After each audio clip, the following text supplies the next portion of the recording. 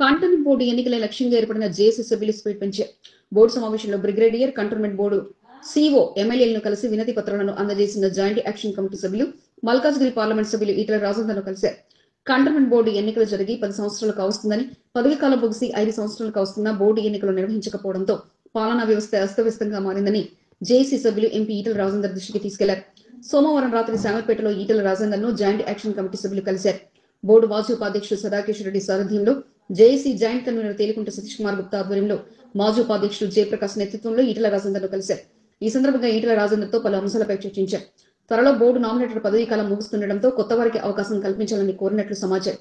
Board ఎన్నికలు సైతం అనివార్యమని, వీలైనంత త్వరగా బోర్డు ఎన్నికలు నిర్వహించేందుకు కృషి చేయాలని, కంటోన్మెంట్ ప్రజలు ఎదుర్కొంటున్న సమస్యలను రక్షణ శాఖ అధికారులకు వివరించి బోర్డు ఎన్నికలు జరిపేలా చూడాలంటూ వినతి పత్రాన్ని ఈటెల రాజేందర్కు అందజేశారు. నామినేటెడ్ పదవి కోరు కొందరు, బోర్డు ఎన్నికల కొరకు మరికొందరు ప్రయత్నాలు ముమ్మరం చేశారు. పార్లమెంట్ సభ్యుడిగా ఈటెల రాజేందర్ పాత్ర కీలకంగా ఉండడంతో ఎన్నికలు కావాలని బీజేపీ నాయకులను సంప్రదిస్తుండగా నామినేటెడ్ పదవిని కొత్త వారికి అవకాశం కల్పించాలని మరికొందరు ఈటెల రాజేందర్ కలిసి తమ అభ్యర్థనలు అందజేశారు. పార్టీలు